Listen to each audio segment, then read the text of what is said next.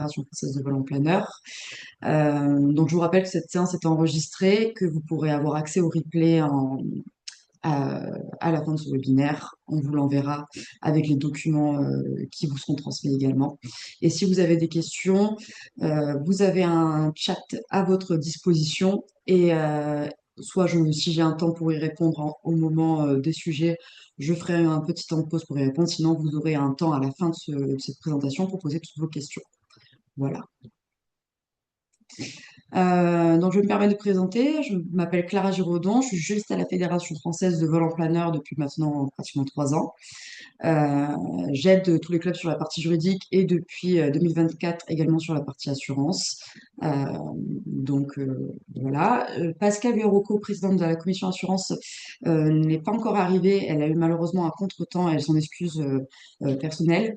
Elle va essayer de nous rejoindre en cours de présentation et comme ça, je lui laisserai un temps de parole à ce moment-là pour se présenter. Voilà.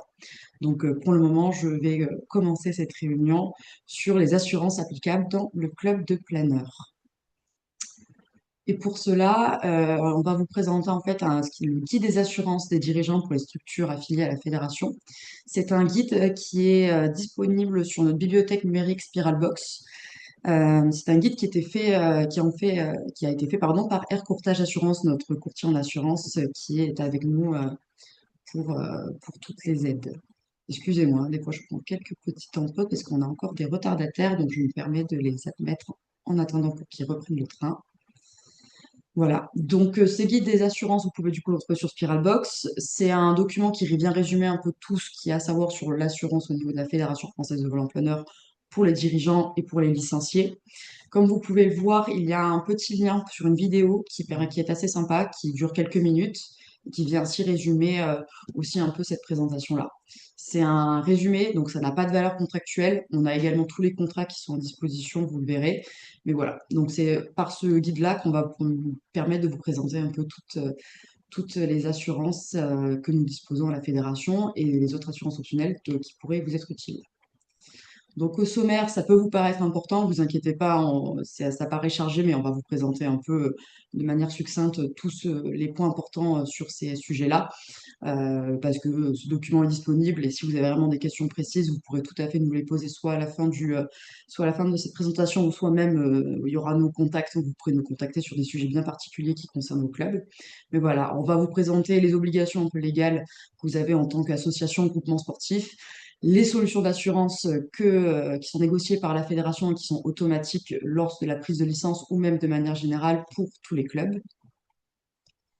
On vous présentera ensuite l'assurance optionnelle qui sont les RC véhicules de piste et treuil qui est assez particulière dans notre cadre à nous, qui n'est pas comme n'importe quelle assurance de véhicule. Et on vous présentera également les assurances dites additionnelles que vous pouvez souscrire auprès d'Air Courtage Assurance. Et après aussi les interlocuteurs dédiés d'Air Courtage que vous pouvez contacter selon les sujets qui peuvent aussi vous être importants ou n'avons plus, ou cela répond peut-être plus forcément de notre cadre à nous et de nos contrats. Voilà. Eh bien, écoutez, je vais commencer par les obligations légales en tant que groupement sportif, même de manière générale, les obligations légales en termes d'assurance, puisque notre code du sport, en effet, prévoit des obligations légales, notamment par rapport à l'assurance de responsabilité civile. C'est une assurance qui est obligatoire en France dans plein de domaines, et dans le domaine du sport. On demande que, du coup, toute structure sportive ait une responsabilité civile. Également une obligation en vertu d'un règlement européen pour une réglementation aérienne.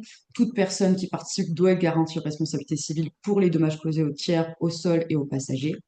Cela va donc pour la pratique du vol en planeur de manière générale. Il faut savoir même que c'est très spécifique parce que pas tous les assureurs peuvent assurer l'aéronautique. C'est un agrément particulier qu'ils doivent obtenir. Donc, c'est quelque chose quand même de très particulier, très spécifique, ce qui des fois peut du coup rendre plus compliqué à assurer notre activité.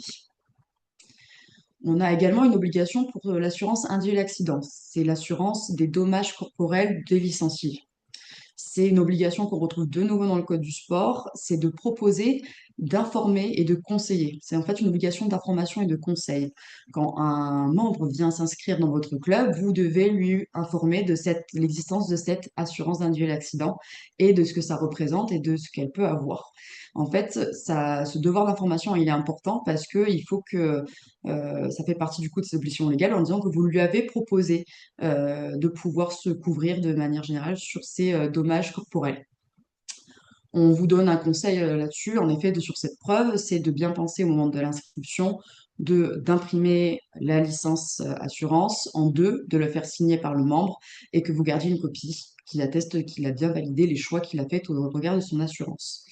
Un autre point qui est un peu moins connu, c'est une autre possibilité de souscrire des capitaux complémentaires.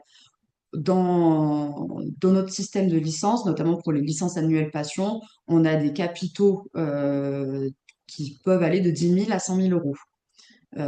S'il y a besoin d'avoir des capitaux supplémentaires, voire plus importants, je crois que pardon, même 200 000, vous pouvez tout à fait nous contacter ou contacter Aircourtage pour demander des capitaux supplémentaires spécifiques au regard des fois de la situation professionnelle ou personnelle du licencié. C'est quelque chose d'important que vous pouvez lui rappeler également parce que s'il en a besoin, il peut le demander. Voilà.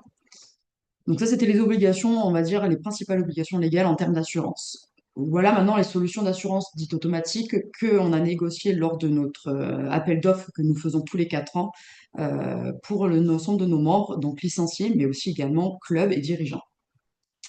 Donc on a plusieurs contrats, comme vous pouvez le voir, qui sont notés. On a donc le contrat RC aéronautique, qui comprend notamment pour les groupements sportifs, les associations. On a également le contrat sur la RC des risques terrestres d'exploitation, c'est le contrat de RC terrestre. On a le contrat qui peut vous intéresser sur les dirigeants, qui vient en cas de mise en cause du dirigeant sur ses biens propres, mais également un contrat de protection juridique qui est là pour l'ensemble de tous les membres licenciés à partir du moment où ils ont une licence au sein de la Fédération française de volant planeur. Vous voyez au-dessus qu'il est important de rappeler que tous les pilotes et membres doivent être licenciés de la structure affiliée à la Fédération française de volant-planeur. Vous verrez que pour les cas de RC terrestre et RC aéronautique, il faut que toutes les machines soient déclarées au parc sur GSASO. Vous avez pu le voir souvent le 1er décembre, vous recevez un mail pour renouveler vos parcs, que ce soit véhicules de piste ou planeurs aéronefs. Et il faut bien sûr respecter toute la réglementation, donc que ce soit nos statuts, le règlement intérieur de la fédération, vos statuts de vos clubs et règlements intérieurs, mais également la réglementation FIER aéronautique. Voilà. Ça permettra du coup une couverture une couverture RC directement incluse. On rappelle aussi que le président du club doit être licencié à la Fédération française de volant planeur. On fait ce rappel-là notamment parce qu'on a encore des clubs mixtes qui sont affiliés à plusieurs fédérations et c'est important de rappeler que pour que notamment les RC dirigeants fonctionnent pour le président, il doit être également licencié à la Fédération française de volant planeur. On va faire quelques focus. On va d'abord faire le focus du coup sur le RC, un petit groupement sportif. Il couvre les réclamations à l'encontre du club en cas de mise en cause de ce dernier dans sa partie aéronautique. On a par exemple des défauts de signalisation ou, autre exemple, un dirigeant ou le responsable pédagogique du club laisse partir un pilote qui se tue avec sa machine. Pourtant, ce pilote avait perdu quelqu'un de sa famille quelques jours avant. Le club est mis en cause car il n'aurait pas dû le laisser partir. Ce sont des exemples succincts. Voilà. Et ça peut vous montrer du coup que la couverture d'assurance peut prendre en charge les frais de défense du pilote du club ainsi que toutes les réclamations consécutives au niveau civil. C'est important de le savoir parce que souvent, en fait, il peut y avoir du coup plusieurs garanties qui peuvent rentrer en cause dans ce genre d'événement. Nous avons également, par rapport sur les risques terrestres d'exploitation, c'est tout ce qui se passe au sol qui n'applique pas un aéronef. On a souvent les journées portes ouvertes. Je pense que vous avez déjà eu le cas des fois, si vous avez fait des journées portes ouvertes ou des événements, il peut arriver que certains organisateurs vous demandent une attestation d'assurance. Et bien souvent, c'est le contrat RC terrestre et groupement sportif que vous avez vu précédemment qui rentre en jeu. Et en fait, Air Courtage vous édite une attestation pour dire que vous pouvez tout à fait et vous êtes assuré dans ce cas de figure. Notamment, des fois, vous êtes dans votre clubhouse ou vous êtes dans vos structures et il y a un chute d'un matériel mal fixé ou vous faites des travaux et vous vous blessez, dans ce cadre-là, si jamais ça se retourne contre le club, c'est cette RC qui va rentrer en jeu. Voilà. Donc, de même que sur le contrat précédent, les licenciés sont considérés comme des tiers entre eux, en cas de dommages corporels, et donc ça couvre bien les frais de défense et les indemnités auxquelles le club pourrait être condamné. Le contrat SR dirigeant ou mandataires sociaux, c'est un contrat assez important parce que malheureusement, avec la judiciarisation, on sait que ben, c'est toujours c'est le poste de dirigeant est un poste souvent qui peut être mis en cause lors d'événements malheureusement des fois un peu compliqués. Il couvre du coup les dirigeants de clubs de droit, donc les présidents, les membres de bureau, ou les dirigeants de fait en cas de mise en cause sur des fautes commises dans le cadre de leur fonction et lorsqu'ils sont mis en cause sur leurs biens personnels ou fautes de gestion. On vous a de nouveau donné des exemples de sinistres qui sont couverts. L'assignation pour une faute de gestion commise par un dirigeant précédent ayant entraîné un appel ou un complément passif pour perdre un actif du club, par exemple. Et ce type de contrat, il couvre non seulement les frais de défense du club et des dirigeants, mais également devant les juridictions pénales et pour les condamnations en suivi uniquement. Donc, c'est sur ces points-là qu'on voulait vous montrer. Il faut savoir que c'est important. Il ne faut pas hésiter à faire des demandes dans ces cas-là quand vous avez été mis en cause pour que ce soit présenté. Euh, on a également le contrat de la protection juridique. Ce contrat-là, il n'est pas que pour les dirigeants, il est pour tous les membres licenciés. En fait, il est inclus automatiquement dans votre licence présent. Donc, elle assiste les structures et licenciés. On a une écoute et une prise en charge de tout problème juridique qui concerne, on va dire, de manière très large l'activité de vol à voile. Notamment, on a des fois des recours contre un sous-traitant ayant effectué un travail non satisfaisant et qui peut occasionner un préjudice au club. Il faut savoir que dans ce cadre-là, par exemple, vous verrez, tous les contrats sont disponibles sur Spiralbox. Et dans le contrat de protection juridique, il y a un numéro de téléphone qui est noté sur la première page avec le numéro de contrat. Et des fois, quand vous avez une simple question à un conseil juridique, vous pouvez appeler directement ce numéro de téléphone, donner votre numéro de contrat et poser votre question. Et vous aurez quelqu'un en direct qui pourra vous répondre. Ou si jamais il n'a pas la réponse en direct, prendre vos coordonnées et il va revenir plus tard vers vous. Donc voilà, c'était un peu les focus sur ces contrats qui ont été négociés et qui sont du coup disponibles pour l'ensemble de nos licenciés et également de nos dirigeants ou même de l'association en tant que groupement sportif. Maintenant, on va vous présenter les différentes activités qui sont assurées de manière générale dans le cadre du vol en planeur. Et ben, je vais laisser la main à Pascal Verrocco qui nous a rejoint, qui a réussi à nous rejoindre. Je vais la laisser également se présenter et puis voilà. Je te laisse la parole, Pascal. Bon, merci Clara. Bonsoir à tous et puis bonne et heureuse année. Donc, je suis Pascal Varocco, présidente de la commission assurance. Alors, les activités assurées dans les contrats fédéraux, bah alors il y a toute une, c'est noté dans la première phase, hein, toutes les activités requises dans le cadre des activités statutaires connexes ou annexes des associations, mais on a notamment établi une liste, bah, c'est par rapport à toutes les questions qui étaient posées des différents clubs par rapport à différentes choses, et ce qui fait que là, on a regroupé un certain nombre d'exemples d'activités, mais tout en sachant que cette liste n'est pas exhaustive.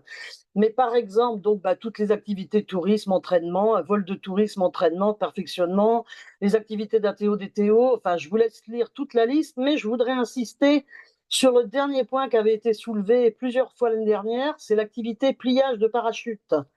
Et alors ça, certains clubs nous demandaient, ou des plieurs de parachute, hein, prenaient contact avec nous et nous demandaient s'ils étaient assurés, s'ils allaient plier les parachutes dans le club avion à côté qui faisait de la voltige. Et bien là, c'est non.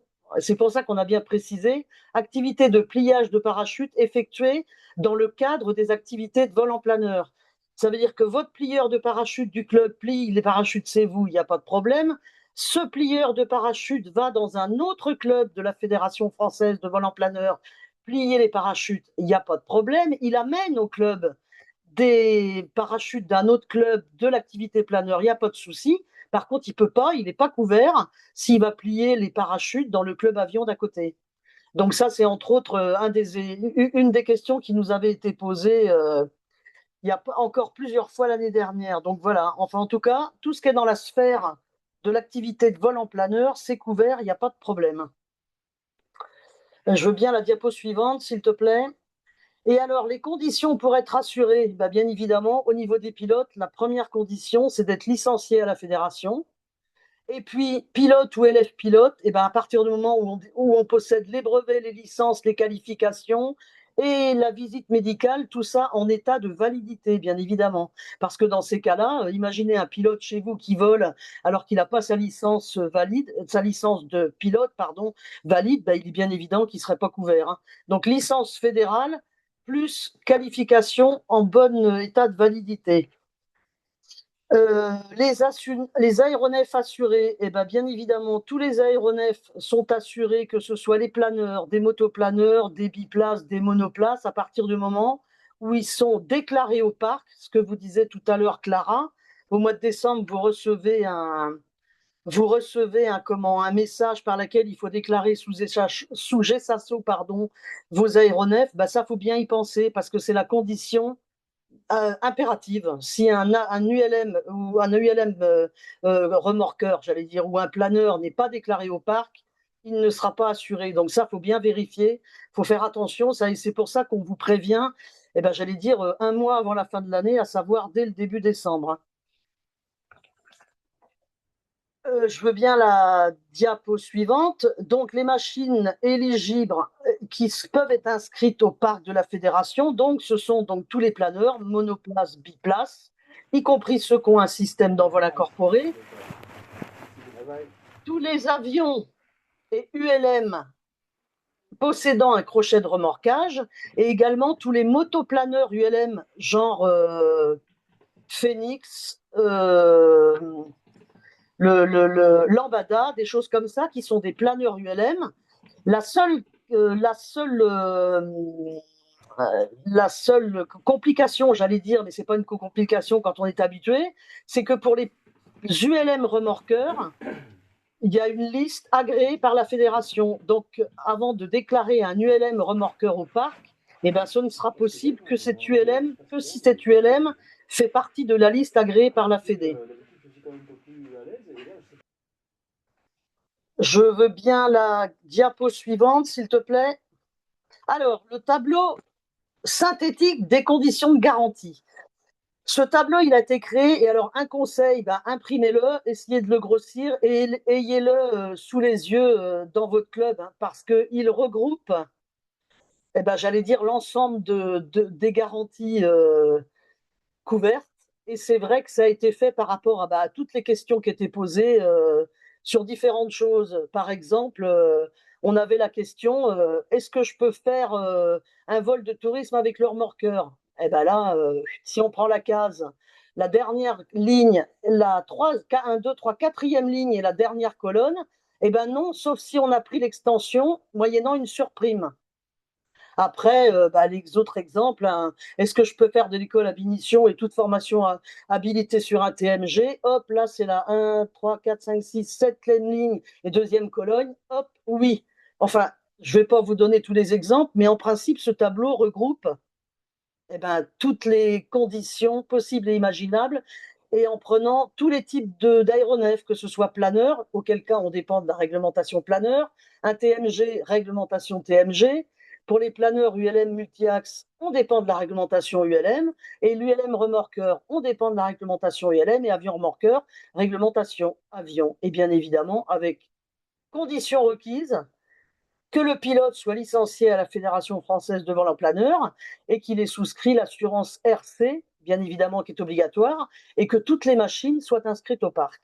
Donc ça, ce tableau, de toute façon, si vous avez des questions, on en reparle tout à l'heure, mais un conseil, gardez-le proche de vous, parce qu'en principe, avec ce tableau, on répond à peu près, à toutes les questions, quoi. Donc, je vois les questions dans le chat, là, on répondra aux questions tout à l'heure. Mais gardez-la bien en mémoire.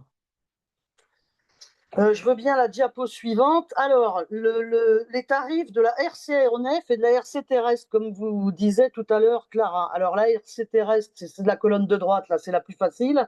Elle est inclue automatiquement dans la licence et au prix de, vous voyez, 2,70 € pour les licences Passion plus et moins de 25 ans, la licence Duo, la licence Asso, la licence Tempo. Et pour les licences découvertes 3 ou 6 jours, elle est à 0,70 €. Ça, c'est le côté plus facile, et ça, elle est automatiquement dans la licence et non décochable. Par contre, l'ARC, donc aéronef. L'ARC aéronef, vous avez dû voir l'année dernière, pour l'année 2025, il y a eu une très forte augmentation. Alors, le pourquoi de l'augmentation, c'est tout simplement parce qu'on a aussi doublé la couverture. Donc maintenant, on est aujourd'hui avec l'agrégat de RC possible à plus de 7 millions, alors qu'avant, on était à 4 millions, quoi. Donc ça supposait bien évidemment augmentation de couverture égale augmentation de tarifs. Et cette année, on a une petite augmentation parce que dans les négociations des contrats, les assureurs ont prévu tous les ans une augmentation de 1,5%. Donc, ce qui donne pour cette année, pour les licences passion moins de 25 ans, on est à 41 euros. Licence passion plus de 25 ans, 100,50 euros. Licence duo 51, licence tempo 43. Et la licence découverte 3 ou 6 jours, il y a une part de RC dedans à 1,13 €. Et donc déjà d'emblée, pour l'année prochaine, on sait et vous saurez qu'on ajoutera 1,5% à cette ERC puisque c'est négocié comme ça sur le contrat des 4 ans. Je veux bien la diapo suivante. L'individuel accident. Alors, comme vous disait tout à l'heure Clara, l'individuel accident est une assurance qui n'est pas obligatoire, mais bien évidemment, elle est fortement recommandée. Et alors, on a malheureusement l'année 2025 qui a été quand même une année désastreuse sur le plan sinistre pour savoir que cette assurance individuelle accident, elle est malheureusement bien utile pour celles plutôt, les veuves qui restent, quoi. Et alors, effectivement, il y a plusieurs options possibles, donc entre 10 000 et 200 000 euros, comme vous disait tout à l'heure Clara, mais il y a aussi des choses qui ont évolué depuis le dernier, la dernière Olympiade avec les derniers contrats, c'est que l'invalidité jusqu'à ce contrat-ci, donc à partir de 1er janvier 2025, on avait une franchise relative en cas d'invalidité qui était à 10%. Et dans les années précédentes, pour ceux qui sont plus anciens dans le mouvement et qui se souviennent, on était à plus de 15%. Donc ça veut dire que ça, aujourd'hui, en cas d'accident où on est heureusement pas décédé, mais avec des séquelles graves, aujourd'hui, un pourcentage du capital qu'on aura souscrit avec une franchise relative, seulement de 6% sera appliqué, ça. Alors, mine de rien, ça paraît peut-être pas grand-chose, mais n'empêche que quand on est gravement blessé et qu'on a des séquelles, on a baissé au maximum et on n'a jamais été aussi bas, hein, dans cette franchise relative en termes d'invalidité. Les frais médicaux, c'est pareil. C'était à une époque 1 000 euros. Après, c'est passé à 2 000 euros. Maintenant, on est à 7 500 euros. Ça, c'est pareil. C'est énorme quand on se retrouve blessé avec les frais médicaux que ça suppose, qui ne sont bien évidemment pas tous remboursés par la sécurité sociale ou par les mutuelles. Donc aujourd'hui, on a 7 500 euros. Donc ça, c'est énorme aussi. Frais de thérapie sportive, là, j'allais dire, c'est resté à peu près dans les mêmes eaux par rapport au contrat suivant, mais on est sur 4 500 euros si on a besoin de thérapie sportive spéciale dans le cadre d'un établissement de convalescence, on va dire, classique, entre guillemets, des suites de soins pour des gens blessés, quoi. Et alors, le tarif, on n'avait jamais été, avec tous les assureurs depuis des années. Hop, pardon, tu peux me remettre celle d'avant? Voilà. En termes de tarifs par rapport à l'individuel accident qu'on avait connu les autres années, on n'a jamais été aussi bas, en fait, hein. Donc là, vous voyez, pour 10 000 euros, c'est 11 euros et pour 200 000 euros, 173 euros. Et alors, donc, l'importance de le proposer aux gens, c'est que d'abord, on ne connaît pas la situation des gens, que clairement, par rapport aux accidents mortels qu'il y a eu 2025, je suis malheureusement au courant de combien coûtent des frais d'obsèques et 10 000 euros, ça couvre même pas les frais d'obsèques, hein. Donc vraiment, quand vous avez un membre qui vient souscrire sa licence assurance, on ne connaît pas sa situation financière, on ne sait pas ce qu'il a comme charge sur le dos, on ne sait pas si c'est lui qui est le seul à avoir un revenu à la maison. Donc pensez à tout ça et vraiment proposez-leur différentes options. Et puis j'allais dire, c'est pas la peine non plus de rentrer dans l'intimité des gens, mais poser deux, trois questions.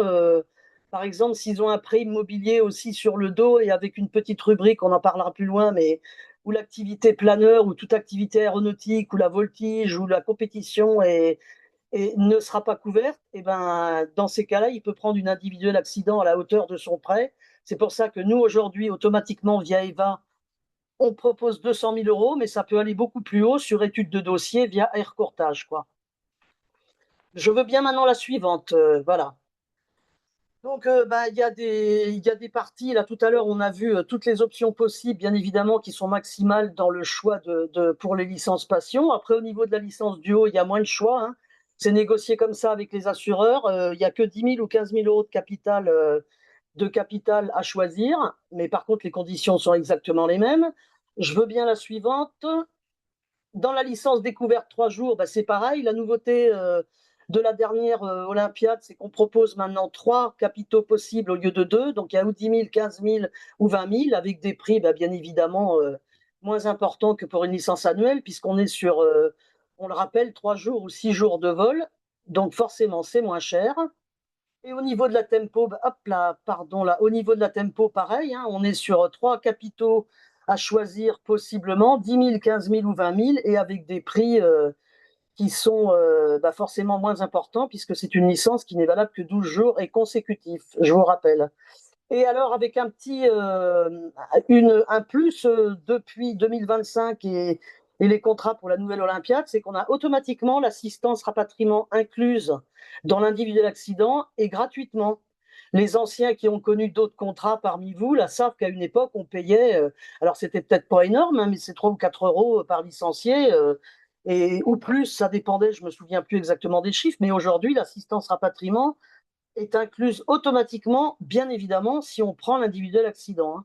Et alors, ça, c'est pareil. Malheureusement, 2025 est une année où il y a eu des accidents et les accidents n'ont pas forcément eu lieu dans le club d'attache de la personne qui a eu l'accident. Et bien là, il a fallu mettre en route l'assistance rapatriement. Et puis, mine de rien, tout ça, ça permet à la pauvre personne qui reste veuve de ne pas avoir en plus à se payer les frais de rapatriement du corps. Et il y a également des frais de cercueil inclus dans l'assistance rapatriement, hein. Donc, c'est effectivement une discussion peut-être pas très gaie, mais en tout cas, c'est mine de rien une assurance qui malheureusement est utile quand ça arrive, hein. Et alors donc, la clause bénéficiaire, puisque si on prend une individuelle accident, la première chose qu'on va vous demander quand vous souscrivez une licence sur EVA, clause bénéficiaire, et bien là, faut être précis. Aujourd'hui, dans EVA, on vous demande le nom, le prénom, la date de naissance, l'adresse. Et bien ça, c'est le minimum d'informations qui peut être fourni, mais il faut savoir que quelqu'un qui volerait et qui voudrait, en cas d'accident, donner la moitié du capital qu'il a souscrit à son fils ou la moitié à sa fille, tout ça, ces clauses peuvent être changées. Mais une chose est sûre, si on ne remplit pas cette clause, ça va être marqué ayant droit. Et alors, il y a tout un détail, mais dans tous les cas, ce sont les ayants droit. Et le problème, c'est que si effectivement on est obligé d'attendre que ce soit que l'ayant droit soit nommé, on attend. Et la personne qui reste encore une fois veuve, et ça s'est produit l'an dernier, ça veut dire qu'on est sur plus de 6 mois pour toucher le capital. Alors que là, et on a encore des exemples, hein, les accidents qui ont eu lieu l'année dernière, il n'y en avait qu'un où il y avait eu la personne marquée de façon claire et nette. Sinon, les autres, il faut attendre parce que les assurances font des recherches. Et le souci, c'est que ça peut même aller jusqu'à ce qu'il y ait l'intervention d'un notaire et qui dise, voilà, les ayants droit, c'est ou madame, ou monsieur, ou mes enfants. Donc, ça, encore une fois, on gagne du temps et malheureusement, c'est gagner du temps pour la personne qui reste seule et dont on ne connaît pas la situation financière. Donc effectivement, ça ramène pas la personne qui a eu un accident, hein, mais si ça peut aider celle qui reste avec des complications financières dont elle n'a pas besoin, c'est tout ce que je peux conseiller, c'est penser à bien remplir la clause bénéficiaire. On peut poser une question? Oui, alors excusez-moi, je vais juste en profiter pour conclure un peu sur la partie induit, accident et sinistre. Et si vous voulez, on fait un petit temps de questions justement sur toute cette première partie, puisque j'ai vu pas mal de questions dans le Oui, chat aussi. on en a trois Ouais, on en a trois voilà. dans le chat, Ah Clara, oui, là. ah ouais, oui, je vais y revenir juste pour la partie, on va dire, sinistre, induit et l'accident. On sait que c'est malheureusement pas des sujets très joyeux, mais comme l'a dit Pascal, l'année 2025 nous a montré que c'était important d'en parler. Donc j'en profitais également. On vous présentera à la fin, et notamment sur les documentaires, sur le document, pardon. On a des fiches techniques et des fiches réflexes, notamment les fiches réflexes sinistres pour les clubs, parce qu'on sait que c'est pas un moment que l'on souhaite à tous les clubs, mais dans le cas où ça arrive, on vous donne les bons réflexes à avoir, notamment en termes d'assurance et de déclaration d'accident. Parce que si on veut que Il y a un bruit de clavier très désagréable. ça Oui, va. je coupe. Voilà, merci. Mais voilà, c'est une fiche technique qui vous permet d'avoir pas mal de réflexes qu'on vous donne. On vous transmet aussi les déclarations d'accident que vous pouvez remplir. n'hésitez pas à le faire. Je sais que c'est pas toujours, il y a beaucoup de choses à faire quand ça arrive et que c'est compliqué, que on est un peu partout dans ces temps-là, mais c'est important de la remplir et de la transmettre dans les meilleurs délais, ce qui sont souvent 5 jours, pour permettre que vos garanties puissent fonctionner. Je le rappelle, comme je l'ai rappelé à chaque fois quand des personnes me l'ont demandé, il faut mieux envoyer la déclaration, même si incomplète, pour pouvoir ouvrir un dossier et après, dans le second temps, dans un second temps, après, compléter avec les documents qu'on pourra vous demander pour compléter la déclaration. Voilà. Donc, on va prendre, juste avant de partir sur l'assurance optionnelle, on va prendre un petit temps pour les Et questions. juste une précision par rapport à, en plus, l'individuel accident là, et l'assistance à patrimoine. Quand vous imprimez votre licence et sur la fiche réflexe, la fiche mémo qui a été faite et envoyée au club, il est bien précisé que l'assistance rapatriement, elle fonctionne donc dès qu'on a une individuel accident. Et par contre, eh ben, l'urgence, c'est tout de suite de passer un coup de fil et de déclarer l'accident, même si on n'a pas d'infos. Parce que s'il y a besoin de faire venir quelqu'un de la famille, si c'est à 200 km et tout, tous les frais seront pris en charge. Mais si on n'a pas téléphoné avant, ça ne marchera pas. Donc c'est peut-être une exigence, j'allais dire, un peu terrible, parce que quand il y a eu un problème, généralement, on n'a pas la tête à faire ça, mais n'empêche qu'il faut bien y penser, parce que c'est le seul critère qui fait que si on a ouvert le dossier, même sans information, ça marchera. Par contre, si on n'a pas ouvert le dossier, il n'y a rien qui marchera par la suite, hein. Merci Pascal. Bon, du coup, je vais reprendre les premières questions. Jean-François nous a posé une question. En cas d'accident d'un pilote, pas de cumul d'indemnisation entre l'assurance individuelle accident non corporel et l'assurance RC Club. Euh, Tu me coupes Pascal si je me trompe, mais il me semble sur les histoires de cumul, c'est un peu particulier. J'ai plus exactement, je sais que c'est- L'individuel accident, déjà, effectivement, si elle a été souscrite, ça marche. Et après, la RC du club, c'est quoi? C'est si jamais le pilote se retournait ou si la famille Hmm. du pilote se retournait contre le club, c'est ça? Jean-François, si tu veux ouvrir ton micro pour peut-être donner plus de précision. Ah, le micro est encore coupé.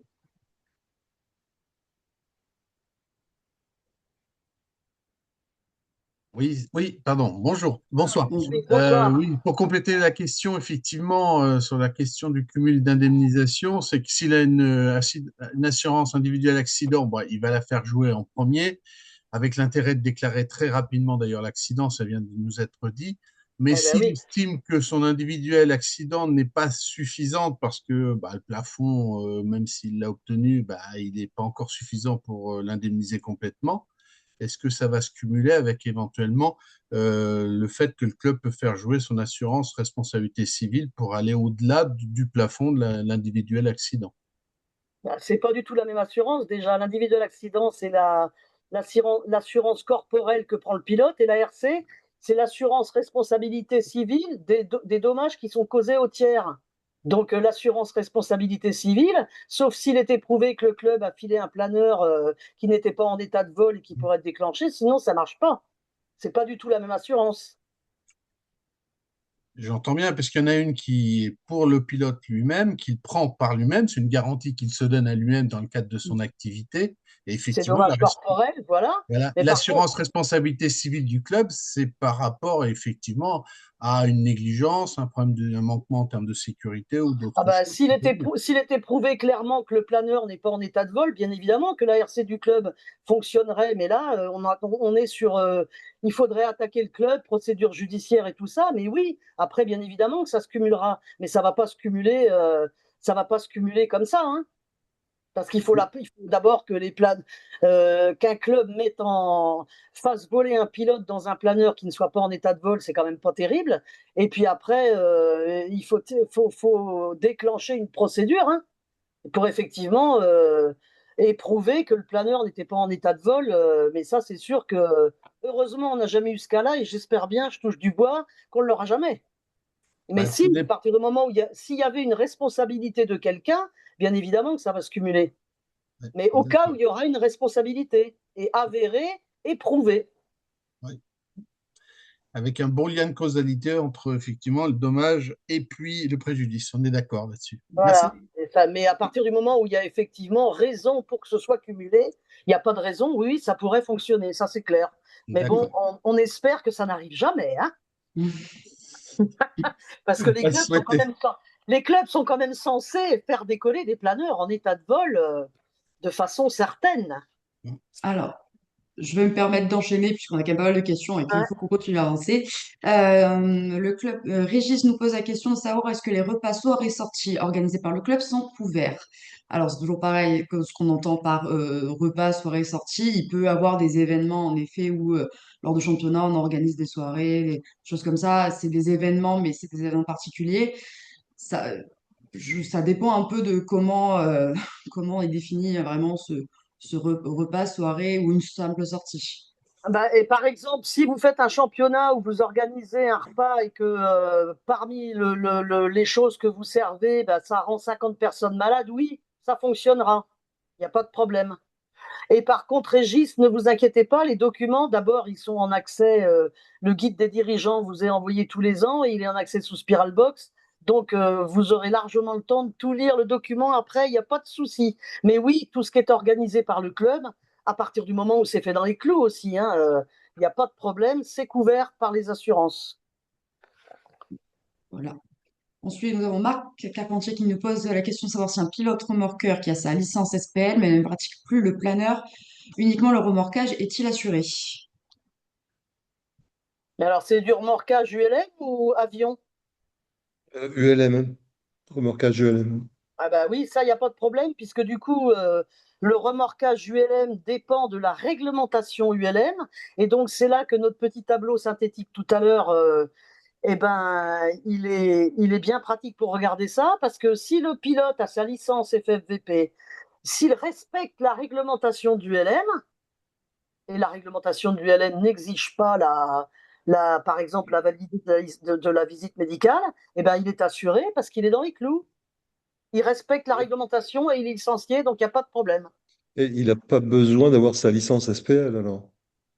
Ah bah si, après, ça pour obtenir sa qualification, c'est autre chose. Mais à partir du moment où il est dans les clous pour faire du remorquage par ULM, s'il est dans les clous pour être remorqueur, même s'il a plus sa licence SPL, par exemple qu'il l'a perdu suite à perte de visite médicale, il est toujours assuré en tant que remorqueur ULM. D'accord, ok. Et par contre, les exigences qui étaient au départ obligatoires pour être pilote remorqueur ULM, ça ne change pas. Mais par contre, une fois qu'il est remorqueur ULM, il n'y a pas de problème. S'il était dans les clous pour être formé remorqueur ULM, il doit être dans les clous pour continuer, même s'il perdait sa licence, puisque c'est de la réglementation ULM. Ok. Merci Pascal.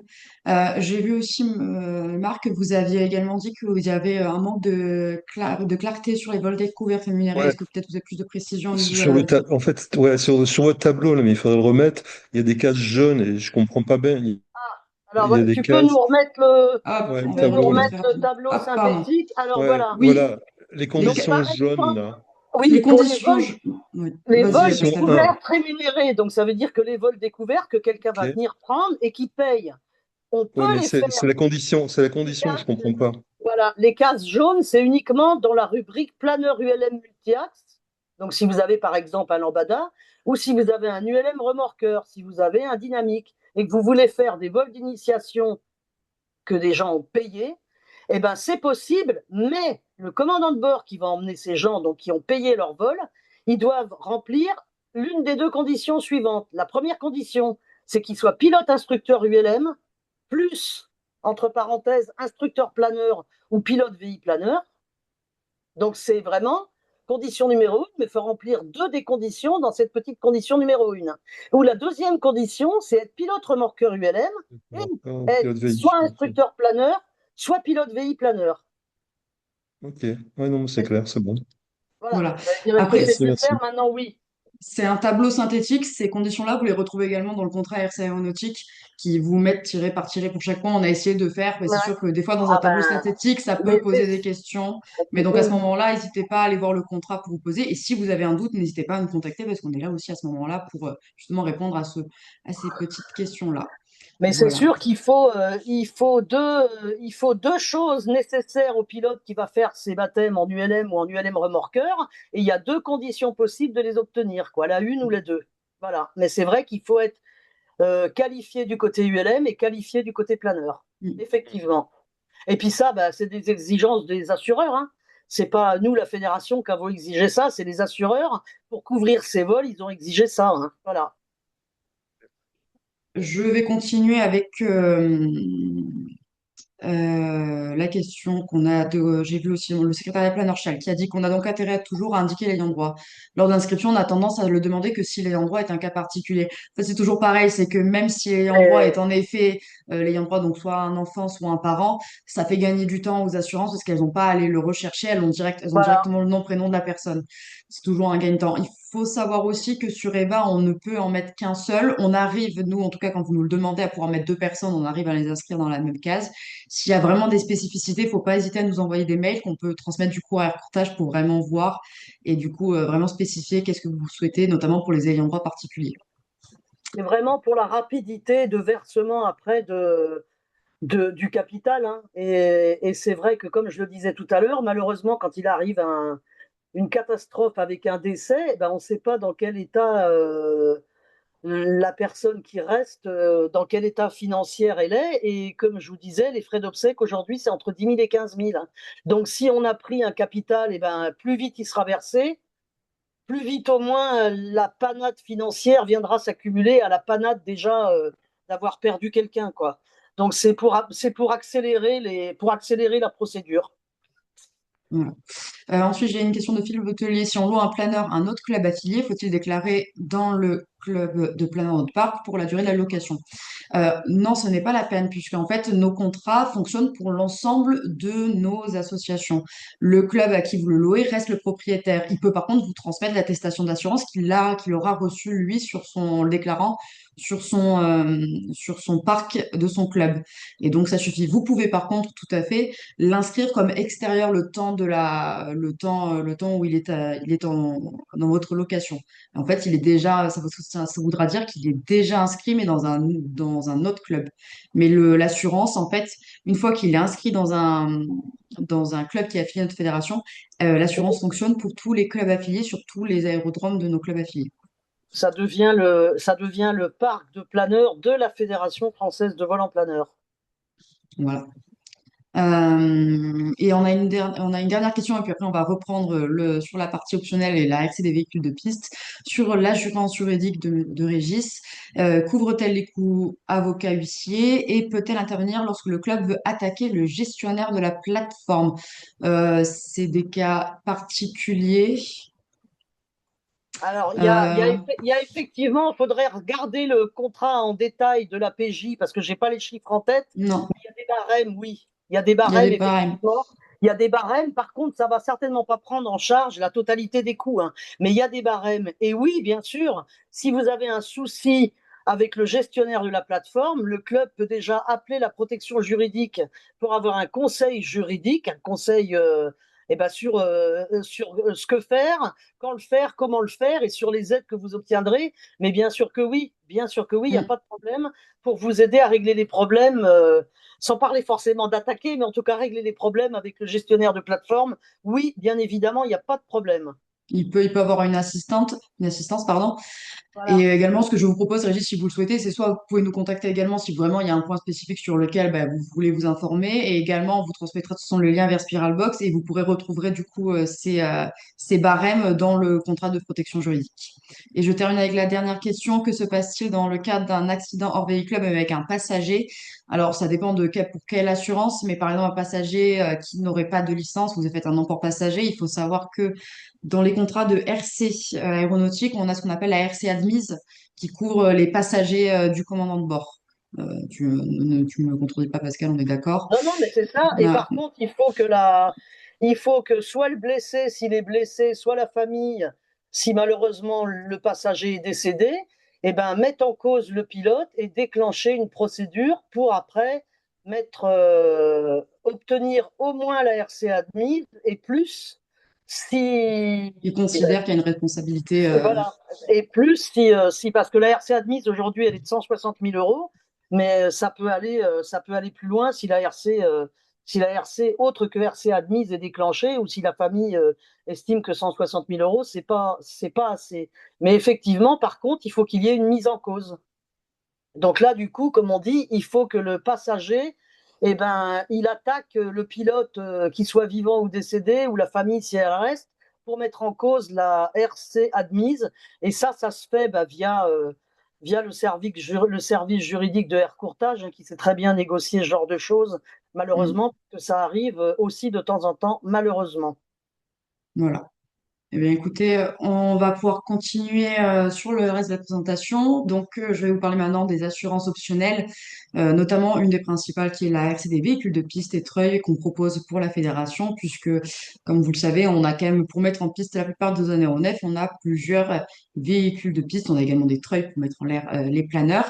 Et il faut pouvoir les assurer parce que c'est quelque chose d'assez spécifique, surtout dans un aérodrome. Et donc, pour ça, on vous propose une assurance RC. Euh, pour que ce contrat fonctionne, il faut que ces véhicules appartiennent à la fédération, au club affilié ou aux membres du club. Ils sont mis à disposition et utilisés uniquement dans le cadre des activités de la Fédération française de volant planeur et sous réserve d'être dans l'enceinte de l'aérodrome, ouvert ou non à la circulation publique. C'est important parce que on a des véhicules, là, comme vous le voyez, les Golfettes, qui ne sont pas homologués à rouler sur route. Donc pensez-y, on ne peut pas non plus, ce n'est pas parce que votre véhicule est assuré chez nous dans notre parc véhicule de piste que l'assurance fonctionnera sur une route. C'est vraiment, on assure exclusivement dans le cadre de l'aérodrome. On propose cette assurance spécifique aussi parce que malheureusement, pour les véhicules classiques comme des voitures, on a beaucoup d'assureurs automobiles qui, dans les exclusions, excluent tout ce qui est activité liée à l'aéronautique. Donc c'est pour ça qu'on propose ces solutions parce que c'est important et puisque de manière générale, pour le treuil ou pour d'autres véhicules, et bien, en fait, ils sont vraiment qu'à disposition que dans ce cadre, donc il faut qu'on puisse vous proposer une assurance spécifique. Les conditions impératives pour que la garantie de cette RC fonctionne, il faut que le conducteur soit détenteur d'une licence à la Fédération française de vol en planeur. C'est pour ça que, par exemple, on met en place des licences associatives pour permettre aux gens qui ne volent pas, mais qui sont présents sur le terrain pour aider de manière générale, de pouvoir être en piste, accompagner, pouvoir conduire ces véhicules. Il faut que le véhicule soit déclaré au parc des véhicules de piste et treuil. C'est la même chose que pour les aéronefs. Au 1er décembre, on vous propose de renouveler tout le parc. Il faut également que le conducteur détienne les capacités nécessaires et réglementaires à la conduite déclarée. Également, dans tous les documents qu'on vous propose, il y a une fiche technique proposée avec Air Courtage qui fait un petit tableau synthétique. Vous le verrez pas là dans cette présentation, mais on vous donnera le lien pour y accéder, qui vous permet de savoir selon les types de golf, les six catégories que nous avons de véhicules, de savoir quel diplôme il est nécessaire. Notamment parce que on n'y pense pas trop, mais les golfettes, malgré tout, ça demande quand même certaines qualifications ou un âge minimum pour les conduire. On sait que des fois c'est compliqué pour, pour des personnes d'avoir les qualifications pour tout le monde et qu'on n'a pas toujours les personnes disponibles au moment. Le problème est que si c'est de votre responsabilité que si un jour un accident arrive et qu'une personne qui n'était pas qualifiée était au volant, votre responsabilité peut être engagée et également ça a un impact sur les personnes qui ont conduit des véhicules et qui n'auraient pas malheureusement pas dû à ce moment-là. Voilà.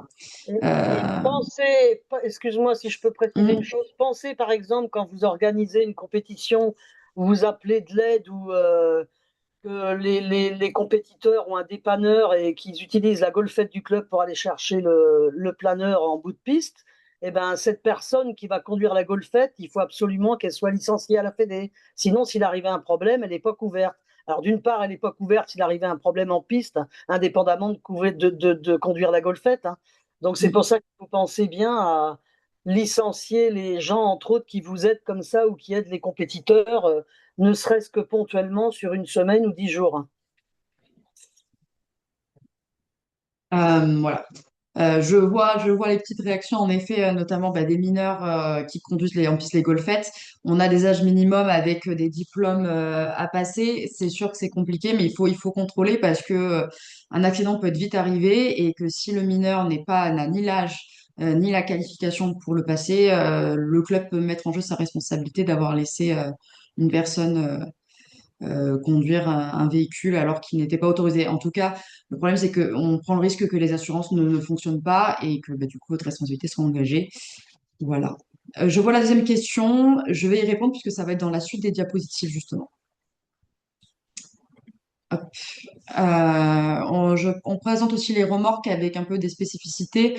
Je vous laisse lire ce qu'il y a présenté en effet, parce que pour conduire une remorque, c'est pas forcément les mêmes permis qui sont demandés selon le PTAC de la remorque. Si elle est en deçà de 750 kilos, on peut la conduire avec un permis B, en tout cas avec une voiture permis B. Mais par contre, quand on dépasse ce poids, on a besoin d'avoir un permis, et des fois le permis BE.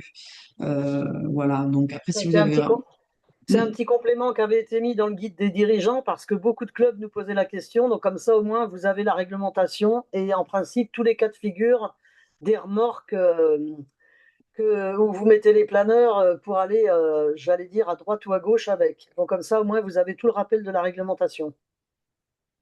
Voilà.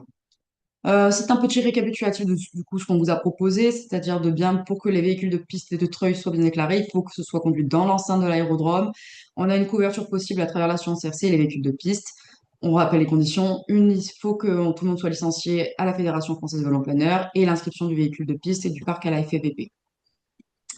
On vous présente du coup les différentes catégories que vous pouvez voir quand on vous transmet les renouvellements. On a du coup les mules, les golfettes, voiturettes, les golfettes électriques, voitures, camions, camionnettes, tracteurs, tondeuses, treuils ou sur camions sur remorque. Et le petite nouveauté, c'est les remorques citernes, suite à des remontées qu'on a eues de plusieurs clubs notamment parce que on sait que ça peut arriver et ça pouvait être assuré par nos contrats, mais du coup, on en a dédié une catégorie spécifique que vous pouvez maintenant déclarer sur vos parcs. Voilà, et on vous présente les plus du contrat, notamment les pas de mauvaises surprises au jour du sinistre. L'assureur sait que les véhicules et treuils assurés évoluent au sein d'un aérodrome. Tous les risques fonctionnent, sont couverts, que le véhicule soit en circulation ou en fonctionnement lorsque le treuil travaille ou que le véhicule remorque. Les assureurs auto ne couvrent pas d'office les risques de fonctionnement. On a une garantie du conducteur jusqu'à 1500 000 euros. Et comme je vous l'ai présenté, on a des tarifs adaptés par catégorie de véhicule. Voilà, petite information justement qui va répondre peut-être un peu à la question de Philippe Letellier. On a pour les véhicules depuis 2024, on a la suppression de la carte verte. Elle n'est plus obligatoire. Je pense que vous l'avez vu aussi sur vos véhicules personnels. Vos assureurs ne vous l'envoient pas systématiquement. Par contre, une fois que vous avez déclaré vos véhicules de piste sur GSASO, la différence avec les aéronefs, c'est que vous n'avez pas en effet d'attestation d'assurance qui est éditée de manière automatique. En fait, une fois que vous les déclarez, c'est Air Courtage qui prend le relais et qui va vous envoyer en fait à votre club un certificat qui sera mis à votre disposition et vous permettra d'attester de vos garanties. Donc, c'est ce document-là qui vous permettra de prouver que votre véhicule est bien assuré. Vous le recevrez de la part d'Air Courtage. Si vous vous rendez compte d'un retard ou qu'il manque un document, n'hésitez pas à contacter Air Courtage ou à nous contacter dans ce cadre-là. Parce que c'est vrai que ce n'est pas comme les aéronefs, où une fois que vous déclarez les aéronefs, vous avez toutes les attestations qui sont téléchargeables et disponibles automatiquement. Pour le mouvement des parcs en cours d'année, toujours à bien déclarer sous GSASO, notamment quand vous enlevez un véhicule ou que vous le remplacez, parce que c'est important d'y penser et qu'un oubli, ça peut arriver. Le problème, c'est que si cet oubli concerne un véhicule qui est accidenté, ça pourrait vous mettre en difficulté et ne pas fonctionner pour les garanties alors que ce n'était pas de votre volonté.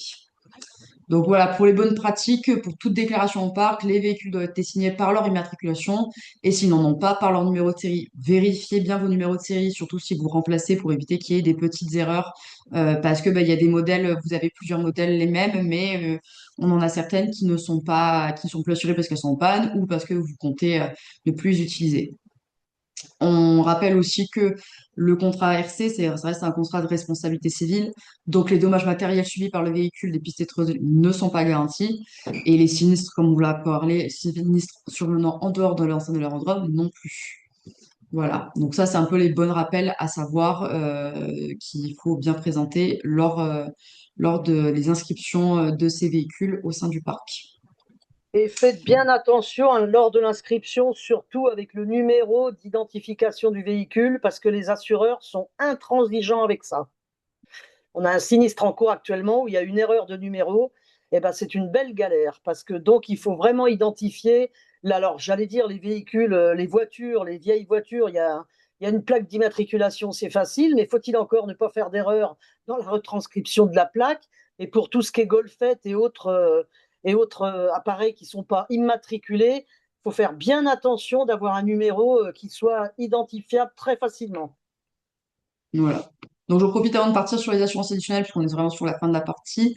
Euh, donc, je réponds rapidement aux petites questions. Je pense que Philippe, et je pense qu'on a répondu à votre question sur déclarer d'ajustation, les quittances sont-elles éditées par la FFP ou Airportage, c'est bon. Une question de Michael. Si un conducteur non qualifié, pas de BSR pour la Golfette, par exemple, entreprend de conduire la Golfette et provoque un accident, est-ce que la RC dirigeant fonctionnera? Pascal?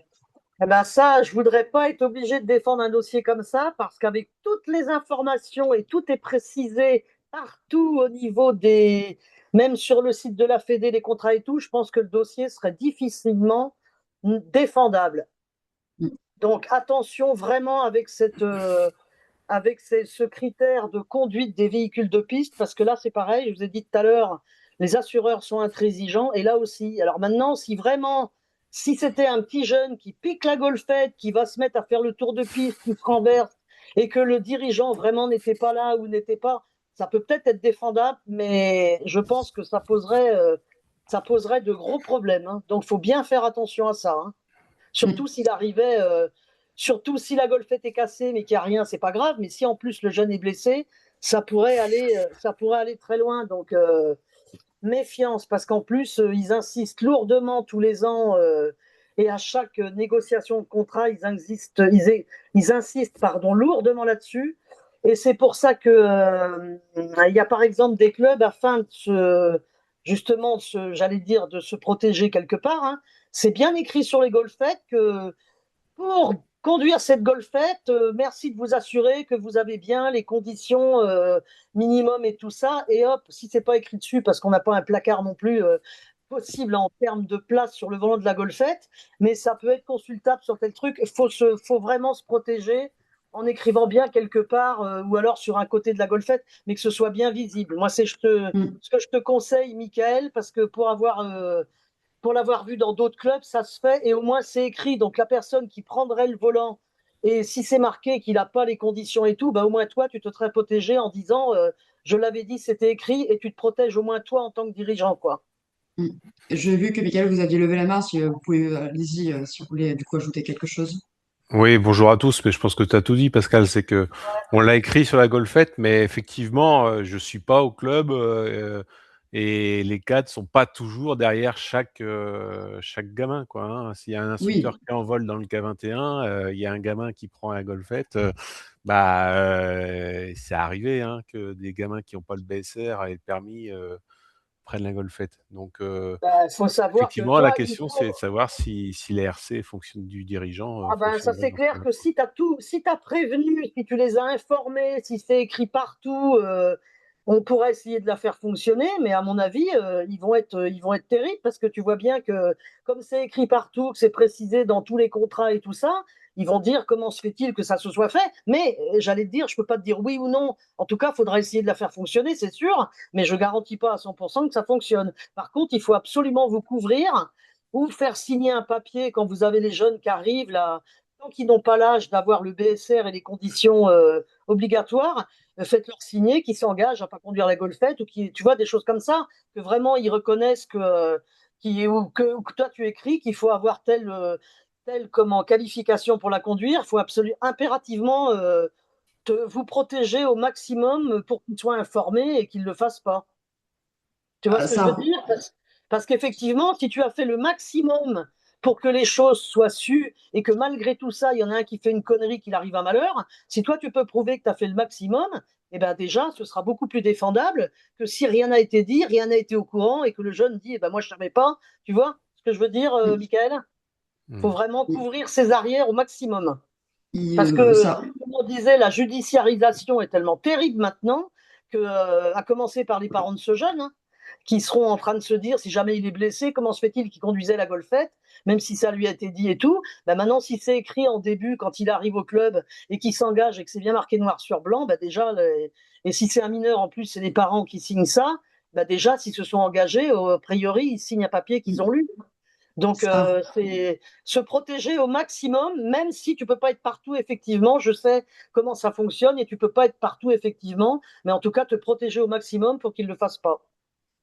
ça revient un peu à ce qu'on expliquait un peu au début, s'il y avait des cas aussi où là, en effet, la responsabilité des dirigeants, des fois, est mise en cause alors qu'ils n'étaient pas présents sur place au moment des faits. Et là, en Voilà. effet, elle rentre en jeu et en tout cas, on peut la déclencher. Vous dire quelle garantie pourra être donnée, c'est pas possible, mais ça peut être présent. Pareil, dans ce que j'ai Pascal, ça revient un peu à respecter, entre guillemets, le règlement intérieur et les statuts. C'est-à-dire que quand les jeunes viennent Exactement. s'inscrire au club, ils respectent des conditions et des règlements. Et ça vient, c'est quand même inscrit. C'est pour ça que souvent dans la licence assurance, souvent il y a inscrit vous respecterez tous les règlements et vous avez pris en compte tout ce qui avait été énoncé dans vos statuts règlements. C'est pour ça que c'est la signature sur papier, par exemple, est assez important pour la licence. Ça vous permet de vous montrer que ben, vous avez eu l'information, que par exemple ben, les règlements et les fonctionnements dans le club sont affichés dans le clubhouse, par exemple, à disposition de tous et que tous les gens en avaient connaissance et que ça ne soit pas reproché. C'est montrer que ben, vous vous êtes donné tous les moyens pour informer les personnes. Bien sûr, si une personne décide de faire une faute contre sans que vous puissiez y faire quoi que ce soit, en effet, la garantie pourra être enclenchée. On ne pourra pas vous dire à quel montant ça pourra fonctionner et dans quelle fonction, mais en effet, elle pourra être déclenchée dans ce cadre-là. Je reprends les dernières questions. Les véhicules de piste assurés en cas de vol. Voilà. Euh, Pas dans le cadre de l'assurance des véhicules de piste, en tout cas, puisque ça n'est assuré, l'assurance des véhicules de piste couvre le véhicule de piste dans sa fonction obligatoire dans l'activité. Une golfette qui va emmener un planeur, qui va ramener un planeur, c'est de l'activité, entre guillemets, sa version travail du véhicule de piste. Et donc, c'est dans la version RC. On a bien dit tout à l'heure que si le véhicule de piste était cassé, c'est pas une assurance casse qu'on vous propose. Maintenant, si vous, dans votre assurance de hangar et tout ça, vous avez prévu une assurance en cas de vol si on vient vous ouvrir le hangar et qu'on vous pique la golfette, voilà, oui. Mais c'est une autre assurance dont on parlera tout à l'heure puisqu'on est rendu aux assurances auditionnelles auprès des reportages. Voilà.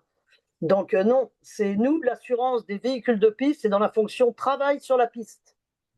voilà. Je termine avec une Et dernière question. responsabilité civile. Une dernière question de Jean-François. L'exigence de remplir les conditions de conduite impose donc que pour un camion de treuil, son conducteur doit être titulaire du permis poids lourd. En effet, si Et c'est dans oui, les conditions inscrites, malheureusement, oui, c'est le cas. Si on comprend que ce soit lourd et on sait les difficultés que ça peut représenter pour les clubs. Le problème, c'est qu'on ne peut pas vous donner d'autres réponses puisque c'est ce que demandent les assureurs et que ça ne sera pas pris si ce n'est pas respecté, les garanties ne pourront pas fonctionner. et puis c'est la réglementation. On peut pas, si on est, puisque les conditions de conduite des véhicules sont les Relié mêmes au code de la route. que si on conduisait dehors, donc sont assujettis au code de la route. Si vous avez dehors une personne qui conduit un camion sans avoir le permis poids lourd, eh ben, il ne sera pas assuré. Eh ben, sur la piste et avec le camion sur lequel il y a le treuil, malheureusement, c'est pareil. Voilà. Et ça, c'est des conditions comme ça suit la réglementation. C'est même pas négociable auprès des assureurs parce que les assureurs respectent les obligations réglementaires, j'allais dire. Et heureusement, parce que sinon, je pense qu'on irait un peu n'importe où. Malheureusement. Régis, vous avez levé la main. Est-ce que c'est pour une question? Vous pouvez ouvrir le micro. Oui, tout à fait.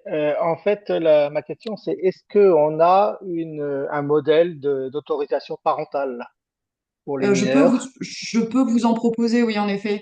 On avait fait un webinaire juridique sur les autorisations parentales de manière générale. Après, si c'est pour la spécificité de conduite des véhicules, c'est une case que vous pouvez rajouter dans l'autorisation. Mais oui, il y Mhm. en a une. Si vous voulez, je le note et j'essaierai de vous le retransférer. On a des autorisations parentales, des modèles qu'on Ok. transmet. Et puis vous verrez, il y a Mais- d'autres webinaires qui sont prévus prochainement, notamment sur les mineurs, qui peuvent peut-être également vous intéresser sur ces autorisations-là. Merci.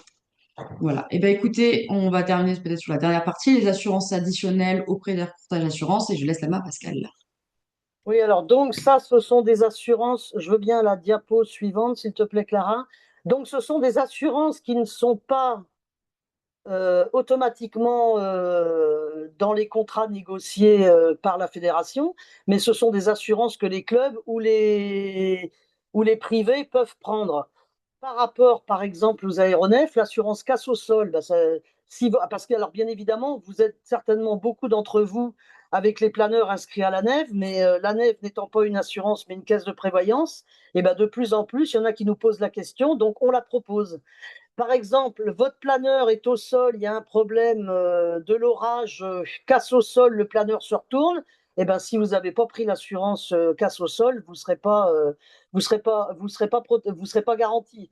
Les plus de l'offre Air Courtage en plus, et sachant que tous les clubs qui contactent pour avoir des assurances complémentaires sont forcément dans la sphère fédérale, donc il y a des tarifs de négocier avec les assureurs. Et alors, donc, par rapport à la casse au sol, vous avez la garantie de la valeur selon votre choix. Donc, c'est sûr que si votre planeur vaut 120 000 euros, ça ne sert à rien de l'assurer pour 150 000, ça ne marchera pas, hein. Le coût, on sait que le coût de l'assurance, ça va être 0,97 de la valeur du planeur. Et la garantie est attachée à la machine en tout lieu, y compris si vous êtes dans un club à l'ouest et que vous allez voler en montagne, votre planeur, l'assurance est attachée au planeur et pas au lieu où vous avez pris l'assurance, même si vous l'avez déclaré basé en région parisienne. Si vous allez voler dans les Alpes, ça marchera quand même, hein. Et puis bien évidemment, compris vandalisme et catastrophes naturelles, parce que je vous donnais tout à l'heure l'exemple de l'orage, parce que malheureusement ça peut arriver, et puis le vandalisme, parce que malheureusement ça arrive aussi. Donc ça, c'est l'assurance casse au sol. Donc juste quand le planeur est au sol et ne vole pas. Maintenant, vous pouvez avoir l'assurance au casse au sol et en vol. Ça veut dire que là, du coup, votre planeur va être couvert quand vous volez. Et quand je dis vous volez, c'est depuis le décollage jusqu'à l'atterrissage, hein. Si vous faites un atterrissage dans un champ et qu'il y avait des cailloux, que votre planeur est abîmé, vous déclenchez l'assurance. Elle va vous rembourser tout ou partie des travaux, hein. Et donc ça, ce sont des études sur mesure. Le choix de la valeur assurée, comme je vous ai dit tout à l'heure, sans aller au-delà de la valeur réelle du planeur, hein. Les tarifs en fonction de l'expérience du ou des pilotes qui vont voler dessus. Si vous avez un planeur que vous êtes seul à voler dessus, ça va coûter moins cher que si vous dites, ben moi je l'autorise, je prête mon planeur à tous les pilotes, ou je prête mon planeur à tous les pilotes s'ils ont plus de 500 heures de vol ou des choses comme ça. En fonction de l'expérience du ou des pilotes qui volera dessus, vous allez avoir, il y a un tarif qui s'adapte. Ce qui est à peu près, j'allais dire, compréhensible. Si vous mettez quelqu'un qui a beaucoup d'heures de vol, a priori, vous prenez en principe moins de risques que si vous mettez un débutant sur le planeur. Mais bon, voilà. Et puis tout ça, les cotations se font en ligne, hein, puisque sur le site de la fédération, dans l'onglet club et rubrique assurance, vous avez des possibilités de demander les cotations et puis que Air Courtage est très efficace. Avec ça, il n'y a pas de problème. Ils vous répondent très rapidement. Ça, c'était pour le sol ou en vol quand le planeur est, j'allais dire, monté et puis sur le terrain, quel que soit où il est. Mais vous avez aussi beaucoup de planeurs, et vous le savez, hein, qui prennent la route pour aller en compétition, mais aussi les planeurs qui sont dans la remorque pour l'emmener à l'atelier et pour revenir de l'atelier. Alors déjà, vous pouvez prendre une assurance, quel que soit si vous allez à gauche ou à droite en compétition, ou si vous vous déplacez d'un club à l'autre, à l'année. Mais on peut aussi, si vous emmenez un planeur en rejet le cotage dans un atelier à l'aller ou au retour, faire prendre juste 3 jours, ça marche. Et pour 3 jours de l'aller, et pour 3 jours de tour, ou annuellement, tout ça c'est efficace aussi, tout est possible. Pareil, on fait une demande de devis en ligne directement sur le site de la fédération. Je veux bien la diapo suivante. Assurance en gare, alors c'est vrai que ça c'est pareil, de plus en plus de clubs. À une époque, c'était entre guillemets pas un sujet d'actualité, mais là, c'est vrai que maintenant, que vous soyez propriétaire ou locataire du hangar, vous pouvez prendre une assurance. Et d'abord, elle est obligatoire, hein, si vous êtes locataire, par exemple, et le propriétaire est obligé d'en avoir une aussi. Mais vous pouvez d'abord modifier la valeur de ce qui est à l'intérieur, hein, parce qu'on sait bien qu'en fonction des planeurs qu'on a, ça n'est quand même pas la même chose si on a des planeurs, si on a 5 planeurs à 15 000 euros ou si on a 3 planeurs à 300 000 euros. En cas de problème, le risque est quand même pas le même, hein. Et donc, tout ça, c'est pareil. Sur le site de Air Courtage, ils vont vous demander des détails, genre surface des hangars, le matériel à l'intérieur. Et là, c'est là que vous pouvez aussi garantir, si vous mettez vos véhicules de piste, tout ça vous incluez. Donc, c'est vraiment le hangar. Et puis, si jamais le hangar tombait sur les planeurs, hein, si le hangar prenait feu, il y a quand même tous ces risques-là. Et malheureusement, aujourd'hui, on a vu avec les tempêtes et tout ça que ça peut arriver. Donc, parfois, ça vaut le coup de poser la question et c'est pas forcément des sommes exorbitantes, hein, en fonction de ce qu'on demande. Une cotation ne coûte rien de toute façon. Air Courtage se tient à votre disposition pour ne serait-ce que de faire un devis. Et puis, ça peut toujours valoir le coup en cas de problème, même si bien évidemment on parle de tout ça, mais on ne souhaite que rien n'arrive, hein. Et alors, comme on disait tout à l'heure, les assurances de prêt, bah, les gens aujourd'hui, s'ils ont un prêt immobilier sur le dos et s'ils ont dans leur petite ligne d'assurance de prêt des exclusions, parce que ça arrive, hein, on voit exclusion de toute pratique aéronautique, ou on voit des fois exclusion de tout ce qui n'est pas trois axes, donc là le planeur ce serait bon, on voit exclusion par contre de la partie voltige, ou alors compétition, et là ça veut dire que s'il arrivait quelque chose à votre licencié, pendant qu'il est en compétition ou pendant qu'il fait la voltige ou carrément pendant qu'il pratique le planeur, eh ben, concrètement, son prêt immobilier, l'assurance ne fonctionnerait pas. Donc, autant vous dire que ça peut mettre les gens dans la panade. Donc, ça, il n'y a pas de souci. Si l'individuel accident suffit à prendre, à couvrir le montant du prêt qui est en cours chez la personne, eh ben, ça suffit. Mais si jamais il fallait prévoir au-delà, il n'y a pas de problème. Air Courtage propose des assurances pour racheter le risque entre guillemets aérien dans les prêts et malheureusement ça arrive plus souvent qu'on ne pense, hein. Une année, on avait un pilote là, qui reprenait l'activité planeur et c'était un voltigeur. Eh ben, il avait fallu lui proposer une assurance parce que dans son prêt était exclu la voltige. Et donc, il s'était dit, mince, j'ai mon prêt immobilier sur la maison, j'ai pas envie d'arrêter le planeur parce que à cause de ça, eh ben, ils lui ont proposé une assurance qui rachetait le risque aérien. Et puis, il a pu avoir et son l'assurance de prêt qui fonctionne et faire la voltige. Et puis ça, bah, ça s'est réglé en 48 heures sur un coup de fil ou deux, quoi. Donc, faut pas hésiter. Tout est possible. Et alors, station essence, ça c'est pareil. Il y a beaucoup de clubs qui ont il y a beaucoup de clubs qui ont quand même une station essence sur le terrain. Ben, mine de rien, ça, à partir du moment où on distribue ou qu'on stocke du carburant, eh ben, il peut arriver un problème. Et en plus, maintenant, il y a aussi l'histoire de l'environnement qui, à une époque, on va dire que peut-être que ça n'était pas d'actualité, mais en tout cas maintenant ça l'est. Donc tout ça c'est pareil. C'est aussi proposé d'avoir une ERC en cas de, comme on dit, la pollution accidentelle, des risques d'atteinte à l'environnement et tout ce qui peut arriver quand on a une station essence et qu'on distribue du carburant. Tout peut être assuré sur simple demande aussi. Eh bien, écoutez, on vous a présenté une bonne partie de ces assurances optionnelles proposées par Courtage. On vous propose un petit tableau panoramique de synthèse sur tout ce qui a été présenté, notamment du coup les assurances optionnelles en ressort de chacun, que vous pouvez souscrire du coup auprès d'Air Courtage directement, qui ne sont pas de notre ressort, mais qu'on peut vous donner les contacts, un contact direct avec une adresse spécifique liée à la fédération, dédiée aux membres de la fédération française de vélo planeur.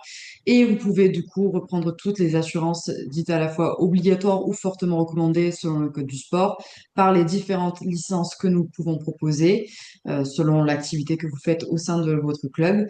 Et également du coup les souscriptions des garanties qui sont disponibles sur EVA, notamment pour l'assurance individuelle accident et par inscription au parc sur GSASO pour les RC des véhicules de piste et treuil et pour la RC pour la déclaration des aéronefs en vous rappelant aussi que toujours la déclaration des parcs aéronefs est importante. Pareil, la déclaration des pilotes des vols d'initiation est également importante à ne pas oublier également.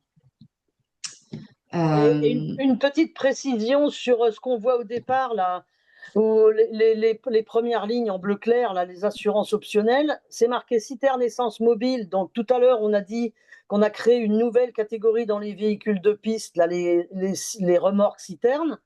Mais ça, c'est justement la remorque citerne, c'est maintenant ça se multiplie euh, avec les clubs qui de plus en plus de clubs ont des ULM et que pour faire leur plein de l'ULM, eh ben ils vont chercher de l'essence à la station essence et après ils vont en piste faire le plein de leur ULM. Donc on a créé une catégorie de véhicules de piste pour cette remorque citerne quand elle est sur le terrain et qu'elle va faire le plein de l'ULM. Par contre, quand le club qui a ce type de remorque citerne l'accroche derrière sa voiture et va faire le plein au supermarché d'à côté, l'assurance des véhicules de piste ne marche pas. Et donc, il faut bien qu'ils s'assurent qu'ils aient une assurance, parce que là, en plus, c'est pareil, on touche à transport de carburant, C'est plus du tout comme une assurance classique, hein. Donc ça, il faut poser la question, pareil, parce qu'il propose Air Courtage des assurances typiques pour ce type de remorque citerne. Parce qu'aujourd'hui, à une époque, c'était les clubs qui prenaient des bidons, mais maintenant, il y a des belles remorques citernes homologuées et tout. Et donc, il est possible d'avoir une assurance là-dessus. Donc, important pour les clubs qui ont ce genre de remorque citerne mobile. Voilà. On vous présente également, c'est Aircourtage du coup qui fait ce guide et donc qui vous présente les interlocuteurs qui sont présents derrière Aircourtage sur la partie planeur. Donc voici un tableau. Je vous attire également sur la partie, bon on le souhaite pas, mais voilà, c'est important. On a le service sinistre d'Aircourtage qui est présent dans le cas des sinistres. Vous avez un numéro de téléphone et un mail. C'est toute une équipe vraiment dévouée, dynamique et qui sont vraiment toujours présents quand on a besoin et qui nous répondent dès que à tous nos soucis. Ou toute précision également. On a également du coup un numéro de téléphone général qui est présent, comme vous pouvez voir en bas à droite, avec une adresse mail dédiée que moi je peux transmettre, ou également si vous avez des questions, on transmet ces questions directement ou des précisions qui ne seraient pas forcément notées dans les contrats et ils peuvent nous apporter une réponse. Voilà. Eh bien, écoutez, avez-vous des questions? J'ai vu une question sur. Alors, je pense que la question sur les transports a été du coup répondue, je Ouais, pense, de Régis, puisqu'on a Régis, présenté ouais. on a présenté du coup une des autres assurances optionnelles, à moins qu'il y ait Pour peut-être une Régis, je pense précision. que oui, effectivement, je pense que Régis a eu la réponse dans ce qu'on a présenté. Donc non, l'assurance casse au sol ne couvre pas le transport. L'assurance casse au sol, c'est quand le planeur est monté au sol. Et pour le transport, il faut bien autre chose. Bon, alors pour tout ce qui est info sur une nouvelle assurance vol d'initiation, alors en fait, on a supprimé en effet à partir de 2026 les cartes vol à voile que vous connaissiez en format papier. En fait, maintenant, toutes les personnes qui souhaitent faire des vols d'initiation souscriront une licence découverte qui existe déjà. Et pour tout ce qui est du système dématérialisé et de QR code, on est sur les derniers tests. Il y a une newsletter qui est partie ce soir, normalement à tous les dirigeants, en vous disant justement que bah, ça allait arriver très prochainement et que pour le moment, je n'ai pas plus d'informations moi de ce côté-là. Mais voilà, c'est en cours, il reste des derniers tests à faire et ce sera du coup, ça vous sera transmis dès que ce sera totalement prêt. Voilà. Et je vois Jean-François qui nous pose la question, peut-on avoir en direct le lien avec le guide Air Courtage? Alors en direct, c'est-à-dire l'avoir directement, alors il sera transmis cette présentation sera transmise de toute façon par mail à la fin de ce webinaire, bon pas dès ce soir, sûrement demain, mais d'ailleurs je vais directement présenter. Je vous reviendrai sur les prochaines séances juste après, mais voilà, documents et contacts, tous les contrats et documents d'assurance, le guide des dirigeants qu'on vous a présenté, les fiches réfleximistes, les fiches techniques. L'ensemble des documents, ils sont disponibles sur Spiralbox. Vous aurez le lien de cette présentation, vous pourrez y aller. En fait, c'est espace assurance. Il y a plusieurs catégories. Il y a la catégorie licence assurance, où en fait, c'est tous les documents qu'on vous envoie au 1er octobre pour tous les clubs pour préparer la saison. Et après, vous avez assurance 2025-2028 où en fait, vous avez l'ensemble des contrats qu'on vous a présentés en entier présents. Voilà, avec les numéros de téléphone, avec les contacts. Je vous laisser les contacts, donc mon contact personnel que vous pouvez retrouver, le contact de la commission assurance, comme ça si vous avez une question plus générique, c'est mon numéro de téléphone si vous avez toute question précise, le contact de Air Courtage, du coup mail et numéro de téléphone, et j'ai fait préciser le service sinistre également pour toute question sur ce sujet-là également. Voilà, donc voici les liens. Est-ce qu'il y avait d'autres questions sur un point particulier que vous souhaitiez remonter suite à cette présentation? C'est vrai on a présenté pas mal de choses, donc s'il y a d'autres points, n'hésitez pas. Voilà. Et s'il y a des questions vraiment précises ou particulières, peut-être qui concernent vraiment que votre association, comme vous voyez, il y a nos contacts. N'hésitez pas à nous contacter à la fin de ce webinaire si vous avez d'autres points. J'ai noté pour Régis la demande d'autorisation parentale. Je reviendrai vers vous comme ça pour pouvoir vous la transmettre également et on essaiera de la transmettre dans ces points-là. Et du coup, j'en profite également pour vous présenter les prochaines séances sur les nouveaux dirigeants. Donc, il y avait la nôtre le 15 janvier qui vient de passer. On en a une qui arrive le 22 janvier sur intégrer son club dans un environnement local, valorisation d'activités, tourisme et culture. Le 29 janvier, on a la présentation du dispositif Booster votre saison emploi. Et justement, on parlait des mineurs. On a le 5 février, on a le webinaire sur les mineurs en stage sportif et en compétition, notamment pour l'accueil des mineurs et les autorisations à faire signer. C'est assez intéressant. Et j'avais présenté également un webinaire sur la partie juridique et notamment un peu sur l'autorisation parentale. J'en profiterai pour vous renvoyer du coup ces autorisations qui peuvent être importantes également, même pour le cas des assurances. Voilà, donc écoutez, je ne sais pas, j'ai pas vu de main se lever, j'ai pas vu également de questions supplémentaires dans le chat. Donc, écoutez, je vous remercie pour votre écoute. J'espère que ces informations ont pu vous apporter des réponses et a pu vous intéresser sur les assurances. Et puis, je vous souhaite une très bonne soirée. Et j'en profite également parce que je n'ai pas eu l'occasion en début de séance, mais de vous souhaiter mes meilleurs vœux pour 2026. Bonne soirée.